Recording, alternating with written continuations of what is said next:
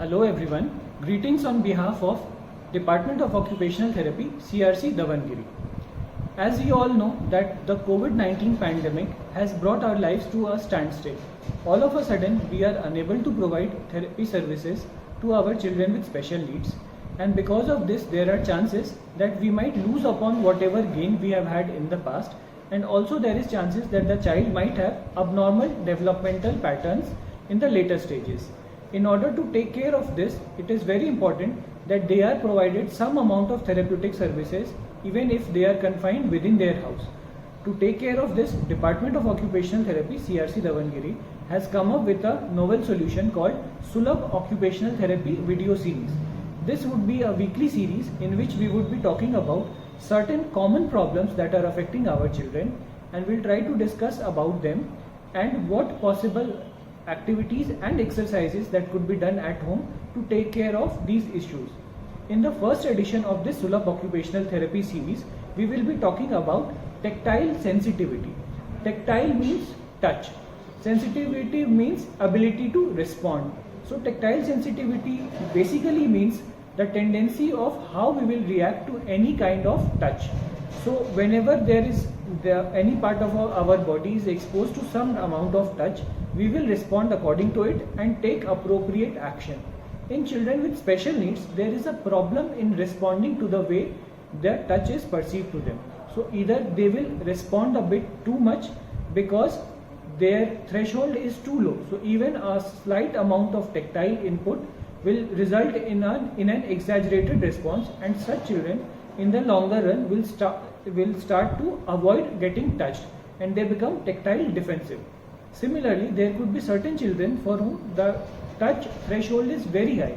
So then they would not respond to normal tactile inputs, but they will seek more and more high threshold inputs to arouse their symptoms. So slowly they become seeking children in tactile inputs, and we call them tactile seekers. There is a third category of children who are having problem in discriminating the type of touch, whether it is soft touch, whether it is hard touch. Similar problems are called tactile discrimination disorders. Now when we have got to know about the types of problems, we also need to know about the solutions that are required. So before we try and plan any solution for giving tactile activities, there are certain principles that we need to keep in our mind. First thing is, whenever you plan to give any sensory activity to your child, make sure that you are not forcing anything onto the child. This is very important. If you will do things in a forcible manner, the child is not going to take it.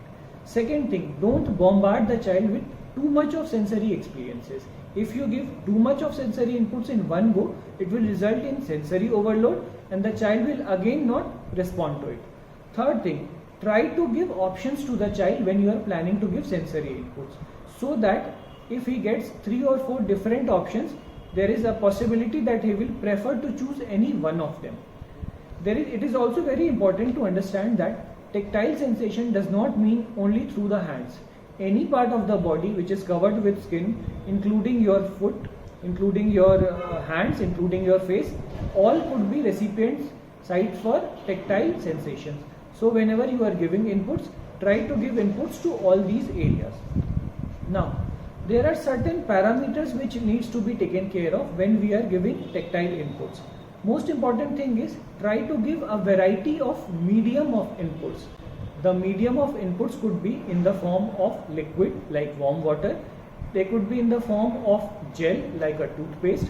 They could be in the form of semi-solid like a shaving foam. They could be in the form of solid like clay or Play-Doh, and they could be hard things like pebbles.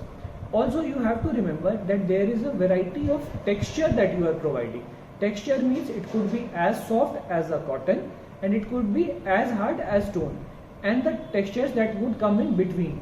So even a doormat can be used for therapeutic purposes, but you have to understand that the texture of the doormat should be graded, and it should be soft also, and it should be on the rough side also, depending upon at what stage your child is accepting what kinds of input.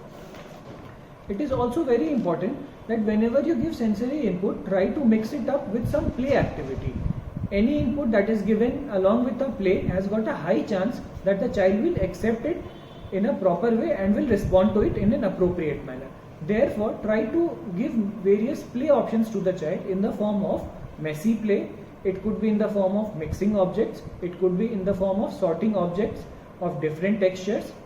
Also, try to give inputs to various parts of the body, the face, the feet of the child, and the hands and other body parts.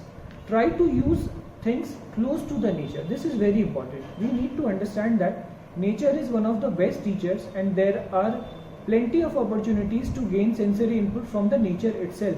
So let your child explore nature. Let them play in the mud, let them play in the sand, let them walk through the pebbles, let them touch different kinds of leaves, and once they will start doing it, slowly and surely their system will start responding better and their tactile sensitivity would be good. So I hope you have got an idea about tactile sensitivity through this.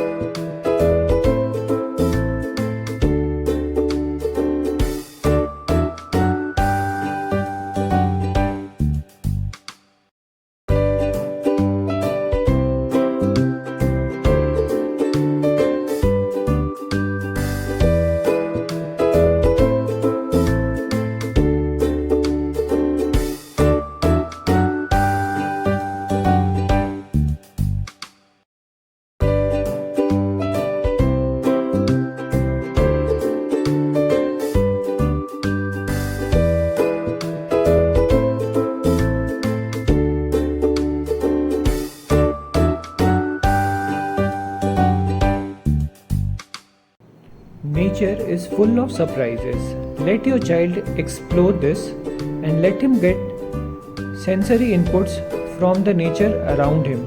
Let your child get involved in messy play. Let him play with leaves. Let him touch different textures that are present around him or her.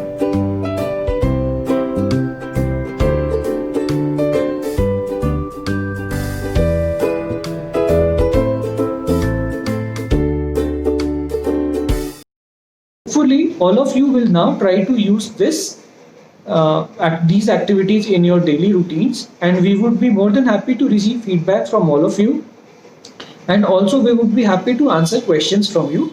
Till then, stay safe. Thank you. Goodbye.